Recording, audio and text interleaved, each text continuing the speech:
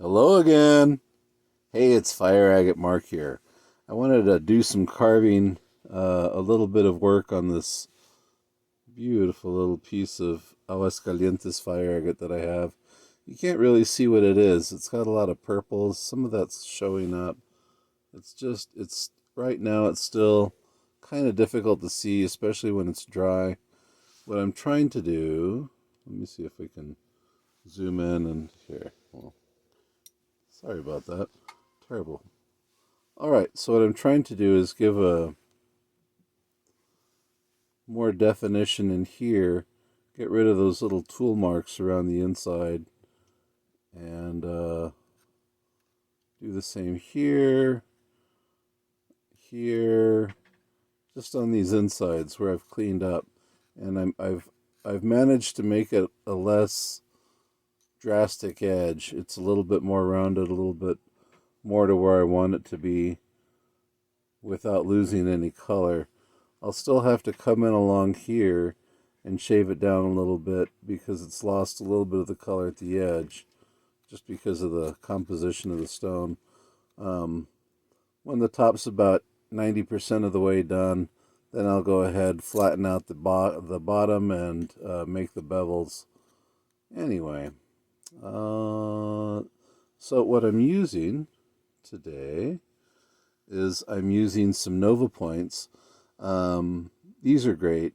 You can pick these up through Cutting Edge Supply Company. The green, this is, let's see, 80 grit. This is 140 grit, the brick red. The black is 280, brown is 600, gray is 1200, green is, or pink is 3000. The other gray is 14,000, and then this bluish sky blue one, that's 50,000. So it goes all the way through, and these are really nice for getting down in the crevices of these stones, especially if you have to stay there for a while, just kind of working it out. What I like to do is I start off with my coarsest bit. You do not run these dry. You can't run these dry. I do have some water-based gel that I'll use periodically. I prefer to use a petroleum jelly. You can use water. I've used water before. It's not my favorite. It seems like the petroleum jelly is a better time of capturing the rock dust, and that way I'm less prone to breathing it. Let's see. There are some other tools that are made by Shine, or VH Technologies. These things are fantastic. More dental tools, different styles, different shapes. I've noticed that Cutting Edge Supply started carrying Diathins, Diaflex, some other VH Technologies tools. I'm really excited about that. I got to talk to them down there. I haven't been in contact with Nick for quite some time, and I hope everything's going well. I hope they're all staying healthy and safe, and thank you for putting out amazing high-quality tools. I hope to get in contact with you soon. I'd love to take a tour of your shop. So here's one of the problems that I see with purples a lot, is it's positional.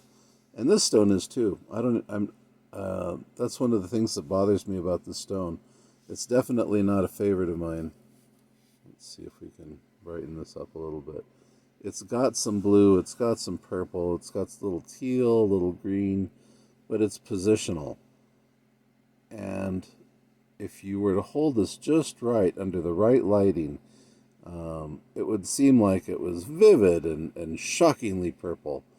And I've seen people take a stone like this, where it's positional, and they get a good picture, or 3, 4 pictures of it, without disclosing what the rest of the stone looks like.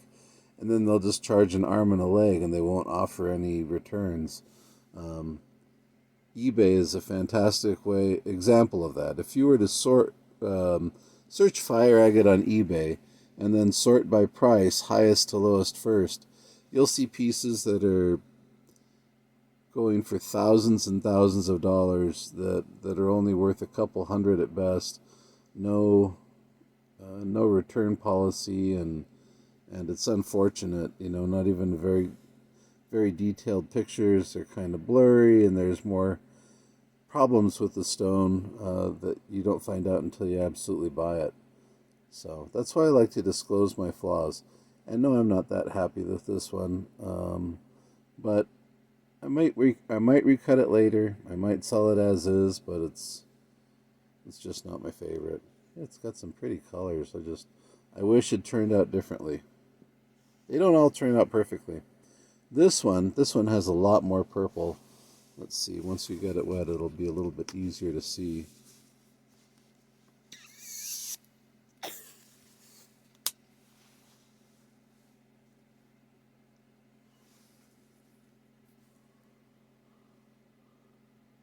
Oh, there we go. That grapey purple, just beautiful. And I'm trying to cut it so it's not positional, so that you can see the color from all the different angles. So what I'm doing is I'm going with the coarse. I'm going to start off with the 80 grit, just because some of the tool marks are a little bit deeper, and I want to get rid of all of those before I move on to the next stage. Let's see.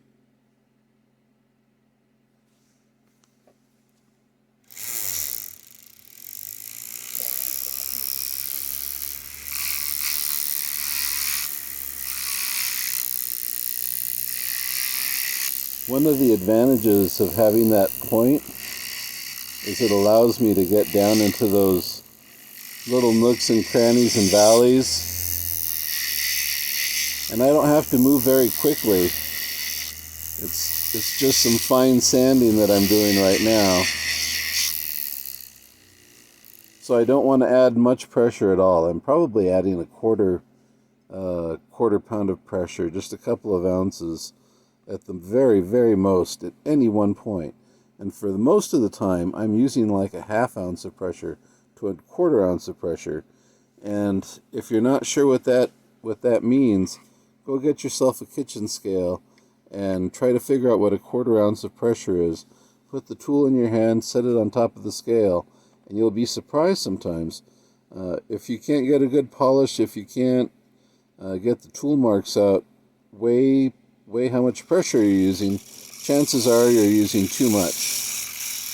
And it takes a little practice to get that finesse down.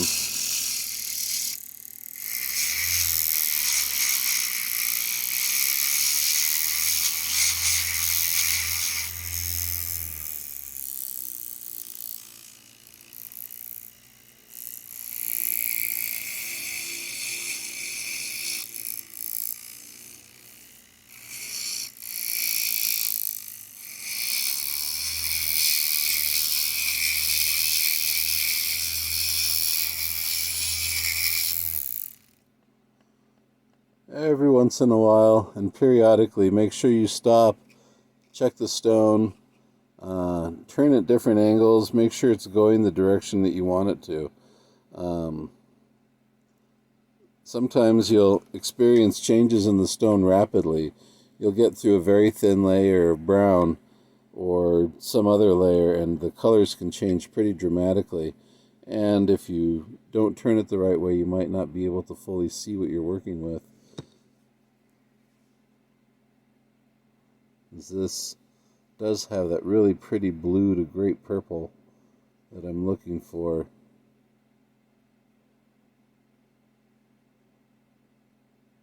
And it's not positional at all.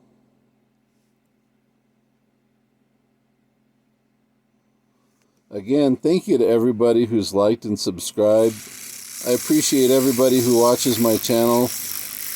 And if you haven't yet, turn on the notifications so you can see when I'm posting new videos.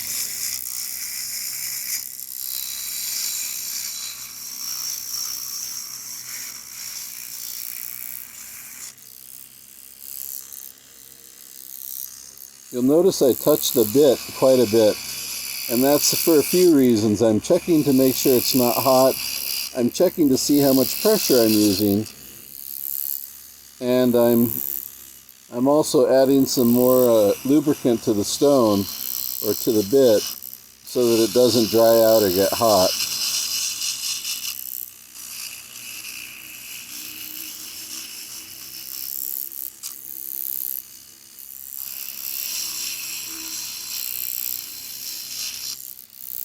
Again, if you haven't checked out Cutting Edge Supply Company, make sure when you go to order you're using promo code MARK. I think you should still be getting a little discount at least on your first order. Or we'll see. I'll have to talk to them and clear everything up really quickly.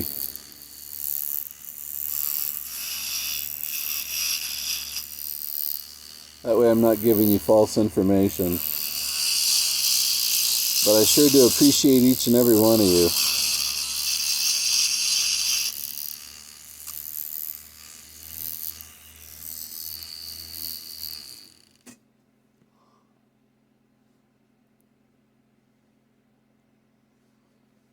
So every once in a while, you got to clean up the stone. So what I'm going to do is take a little pause, clean it up, come back, and then see where I have to retouch.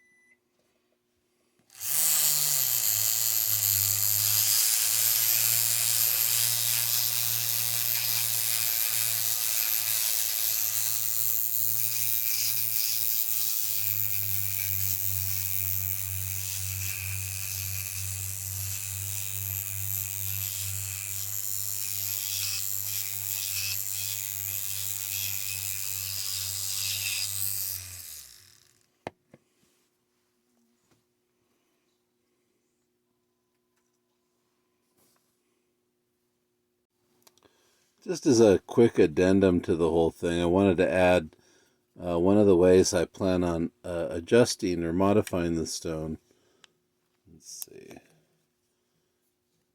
is to, let's zoom in so you can see what the affected area is. Here, I accidentally broke through the color, so that I'm gonna get rid of. The problem being is I can't go to the next layer. It's on a little bubble, so unfortunately if you go too deep it goes into nothing. So I'm going to start to blacken this area out. And let's see, does it continue through? Maybe just to that little bit of an edge.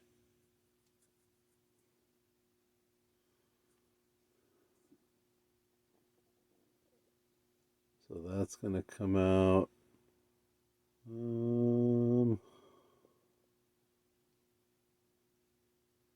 That I'll just sand out.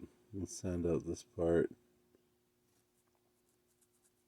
to match, as well as here.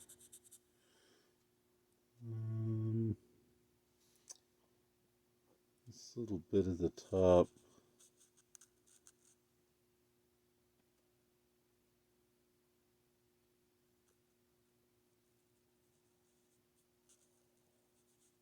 There we go. And that's about it. So I just want to show what I'm going to use. I'll mark this off because now that I'm familiar with what I'm going to do, as I adjust and modify the side, I'm going to trim this out before I finish the polish and fine-tuning the stone. So I'm just going to give a little divot, and then I'll come across here. That's where it has the other break, and kind of come in, up and out. That's a little more dramatic than I'm going to go, but I can cut up toward that line as I create the bevel of the stone, and that'll be fine. So as I start to slope inward, I'm getting rid of that stone anyway, and then I just go a tiny bit deeper here, continue the bevel up, and then once I bevel off the other side, right here, this little lip is going to disappear, as will this little imperfection there. Alright, I just want to share what I'm going to do to trim the stone before I continue on to work toward the bottom. Thank you. Alright, so I kind of cleaned up the stone, and now I'm assessing it again, figuring out where I have to go a little bit deeper. I don't move on to the next stage, I don't move on to the next grit, which would be the brick red, until I've finished with the grit that I'm on, so with the green. So I still have to come in here. There's a little valley that I have to smooth out. I have to do a little bit here, a little bit here, here. This is coming off, so it doesn't matter. I'm still going to kind of smooth this up a tiny bit to this edge. This is moisture. Right around here, there's a little bit more. You can come in and mark this off with a Sharpie and then work it off. I just, I like to keep track, and I clean it so frequently that I don't really need the Sharpie as much. But that's where I'm working. That's what I'm doing. Fire Agate Mark, thank you for everybody's support. I'm incredibly grateful. I hope to be putting out more videos very soon. I want to do another beginning to end, except with some really, really high-end Slaughter Mountain or Aguascalientes or Deer Creek or something fun. Thank you so much. If you haven't yet, make sure you click subscribe. That's what's Lily. Yep, she said please subscribe. Fire Agate Lily. All right. Te amo.